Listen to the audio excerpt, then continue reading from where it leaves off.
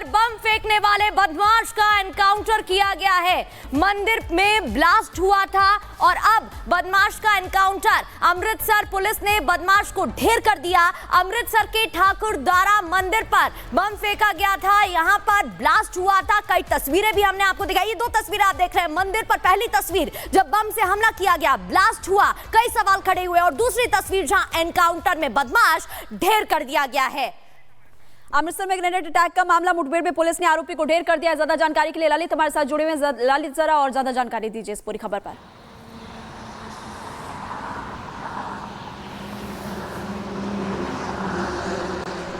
ललित, आवाज आ रही है आप तक? दोबारा संपर्क करने की कोशिश करेंगे। फिलहाल बड़ी खबर आपको बता दें कि सवाल पूछिए जी। इस पूरी खबर की जानकारी दीजिए। जो बदमाश था उसको ढेर किया जा चुका है, पूरा मामला क्या था और पुलिस ने कैसे एक्शन लिया? देखिए, फिलहाल आपको बता दें कि पंजाब पुलिस को बड़ी सफलता मिली है, क्योंकि शुक्रवार देर रात को जो ठाकुरद्वारा मंदिर है वहां पर एक एक्सप्लोजिव है वो फेंका गया था और सीसीटीवी फुटेज में 2 लोगों को बम फेंकते हुए देखा गया था। फिलहाल उसमें जो मुख्य आरोपी है गुरसेदक, उसकी गोली मारकर इनकाउंटर में हत्या कर दी गई है। फिलहाल जो जानकारी इस वक्त मिल रही है, वहीं पर जो दूसरा आरोपी है विशाल, वो मौके से फरार हो गया। फिलहाल जिस तरह से जानकारी मिल रही है, बताया जा रहा है कि पुलिस के पास जो इंटेल का इनपुट था और आज सुबह तड़के जो सीआईए और चराठा के जो एसएचओ है वो टीम बनाकर उनकी धर पकड़ने के लिए वहां पहुंचे थे, और जैसे ही वो वहां पर पहुंचे उन्होंने पुलिस के ऊपर फायरिंग कर दी। इस फायरिंग में एक कांस्टेबल है, उसकी जो लेफ्ट बाजू है उस पर गोली लगी है। वहीं पर इस इनकाउंटर में जो मुख्य आरोपी है गुरसेदक,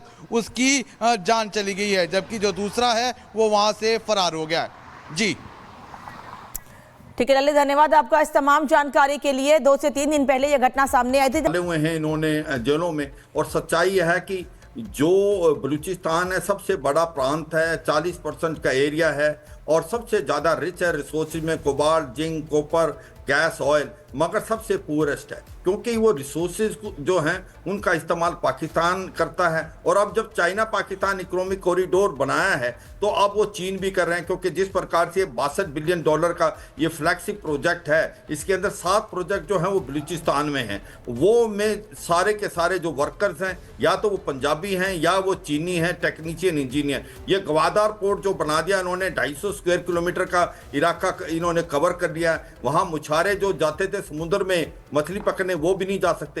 तो एक प्रकार से बलूचिस्तान को तो इन्होंने एक सेकंड क्लास सिटीजन माना हुआ है।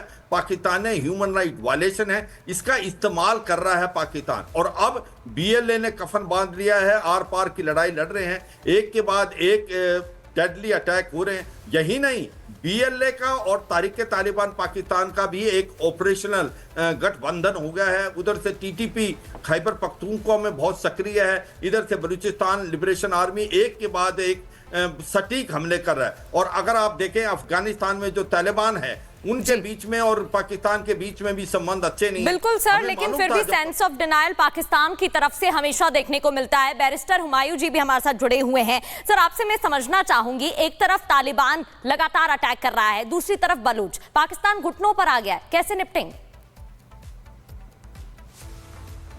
देखिए, जहां तक तालिबान की बात है, उनकी जो मामलात है वो बहुत फर्क है। जो बीएलए के लोग हैं, बीएलए की अपनी एक बड़ी पुरानी हिस्ट्री है। ये तकरीबन 1949 से इस किस्म की एक्टिविटीज गाहे बागाहे करते रहते हैं। लेकिन इसकी एक जो सबसे अहम मामला सोचने वाला है कि ये एक बहुत ज्यादा पॉपुलैरिटी कभी भी बलूचिस्तान में गेन नहीं कर सके। उसमें अगर आप देखेंगे तो जो उनके मेन सरदार हैं, ज्यादातर जो पॉलिटिक्स में जो बड़े अहम गिने जाते हैं बलूचिस्तान के अंदर, वो हमेशा हुकूमतों में शामिल रहे हैं, वो वजीर आला रहे हैं, वो गवर्नर रहे हैं और वो फेडरल गवर्नमेंट का भी हिस्सा रहे हैं। लिहाजा मैं अब ये तो नहीं कहता कि उनके मसाइल होंगे, अब उसमें एक और चीज भी है, उनका एक बड़ा डिफिकल्ट टेरेन है, वहां पे डेवलपमेंट का काम करना काफी मुश्किल है।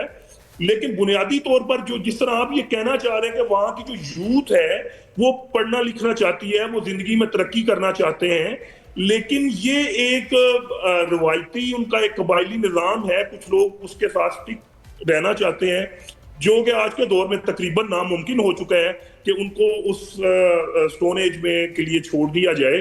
तो मेरे ख्याल से वो उनका एक मामला जो है आइन को मानने में या कानून को मानने में वो थोड़ा सा वो तजाद समझते हैं अपनी रवायात के साथ, और वो क्योंकि वो कबायली उनका बड़ा सख्त निज़ाम है तो वो शायद उसको बचाने के लिए। नहीं, हुमायूं चड्ढा जी, आप ये बताइए कि जो भी अटैक्स इस वक्त बलूचिस्तान लिबरेशन आर्मी पाकिस्तान की सेना पर कर रही है, आपकी पाकिस्तानी सेना उनको रोक क्यों नहीं पा रही? और दूसरा आप ये बताइए कि आखिरकार रोकेंगे कैसे, और भविष्य में पाकिस्तान कहां जाएगा ऐसे?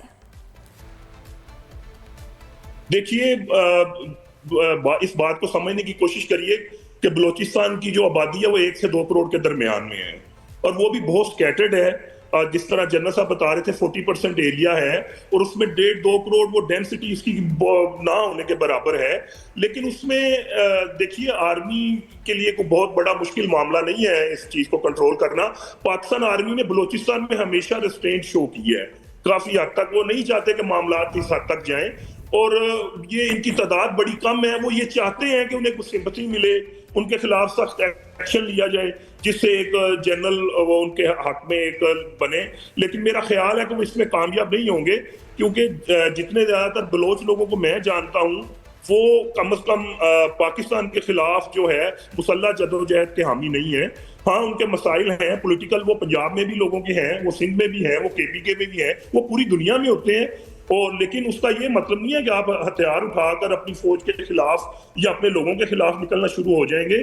उसमें देखिए, अभी भी बलूचिस्तान में बहुत बड़ी तादाद जो है वो हुकूमत के साथ है या स्टेट के साथ है। वहाँ के जो सीएम हैं, वजीर आला हैं, वो भी बलूचिस्तान से हैं, और बहुत बड़ी तादाद है। आर्मी के अंदर बहुत बड़ी तादाद में बलोच मौजूद हैं। तो लिहाजा अब इसको जनरलाइज तो नहीं करना चाहिए।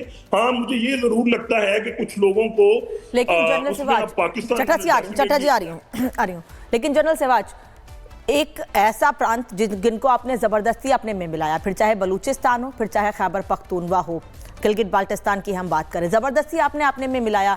अगर आपने उनकी इच्छा के विरुद्ध अपने आप में मिलाने की कोशिश की है, उनको पीओके पर कब्जा जमाने की बात कहते हैं, लेकिन पीओके नहीं है पाकिस्तान का, ये दुनिया जानती है। आपने जबरदस्ती उनको मिलाया है अपने में, तो उनकी रक्षा कीजिए, उनकी सेवा कीजिए, उनके रिसोर्सेज को इस्तेमाल कीजिए। बलूचिस्तान एक ऐसी जगह है जहां पर खनिज सबसे ज्यादा है, और उनका इस्तेमाल आप नहीं करके उसे चाइना को देना चाहते हैं। नाराजगी तो होगी, और जब चाइना को नहीं देते हैं वो, तो आप उन पर जुल्म ढाते हैं।